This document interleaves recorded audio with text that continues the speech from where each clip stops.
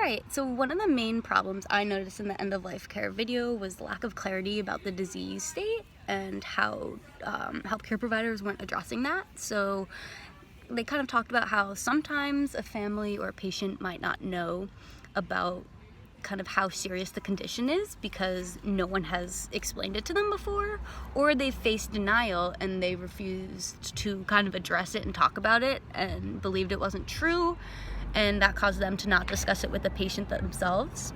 So an example was that Audrey, the wife of Clyde, was getting worse. She knew Clyde was getting worse, but she was experiencing denial, so she didn't want to face that it was going that way, so she made plans for them and pretended everything was fine. They had these plans to go to Maine and Florida, and she even stated, "I knew it was ahead and I didn't share it with him," leaving Clyde kind of in the dark when he's in the ICU, not realizing that he wasn't going to make it to Maine. This was kind of the end stage for him.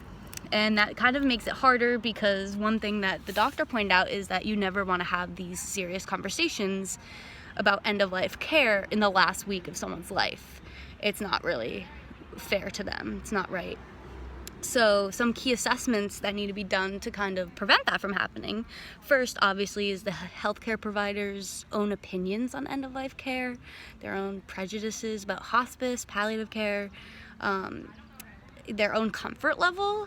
I know not everyone is super up to date and can handle that empathetic approach, and so it's important to identify what you can do and what you feel comfortable with and what you can pass along.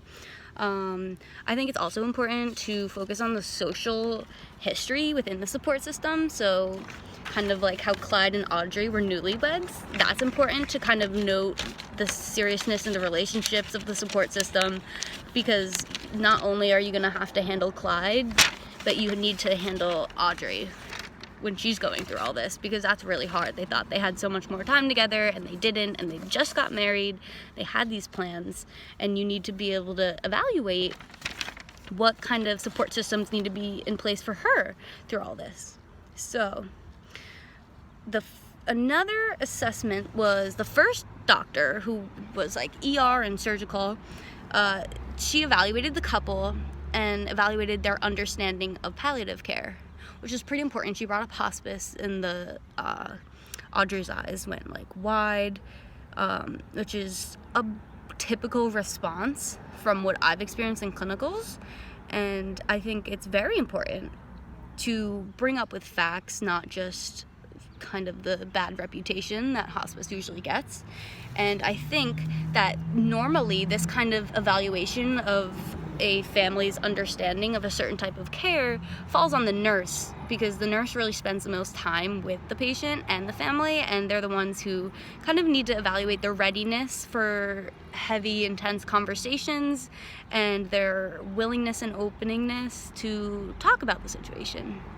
So the first doctor kind of evaluated this and then passed the case off to the senior palliative care physician, whose expertise was in hospice, which was definitely the right move. She felt more comfortable having a more senior healthcare provider handle this case, and so the whole medical team conversed about the goals of the conversation regarding end-of-life care for this couple.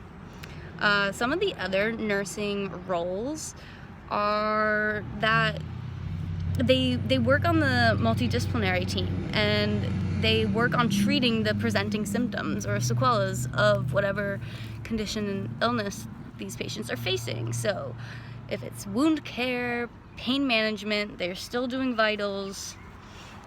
They're the ones who are in there all day. They're the ones who are evaluating the condition, and they're the ones who are making sure that every moment the patient is as comfortable as the hospital can make them.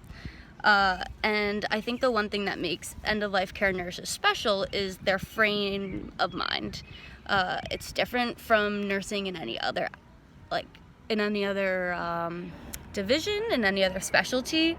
It's a lot more empathetic. Every approach, entering the room, handing a cup of water, saying good morning, opening the blinds, taking vitals, every single conversation counts.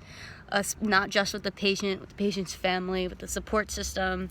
And if they don't have a support system there, you know, then you are that support system. I know I discussed it in my blog post about the current COVID-19 situation, but no one dies alone. There's always going to be a nurse there or a healthcare provider in the hospital, and I know that's very hard for people who are going through difficult times right now, with certain family members maybe getting really sick. So it's important to know that, like, you are that support system. When in doubt, you're always that support system, even if there is someone there. So you need to make every action you do, consider it, and make it count.